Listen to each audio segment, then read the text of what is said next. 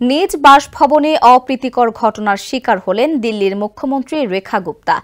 সকালে রাজধানী নয়াদিল্লিতে নিজের বাসভবনে এ সময় সাধারণ মানুষের অভিযোগ শুনতে আয়োজিত সাপ্তাহিক জনশুনানি চলছিল। এক পর্যায়ে রেখা গুপ্তার উপর হামলে পড়ে এক যুবক। ভিড়ের মধ্যেই মুখ্যমন্ত্রীকে কষে চড় দেন এবং তার চুল ধরে টানে সে।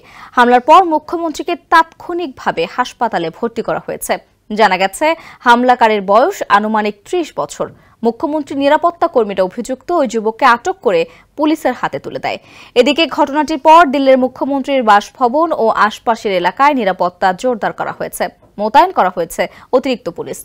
দিল্লির রাজনৈতিক অঙ্গনেও হামলার ঘটনায় ব্যাপক প্রতিক্রিয়া দেখা গেছে। স্যান্ডেলিনা সো, রূপচর্চায় আভিজাত্য।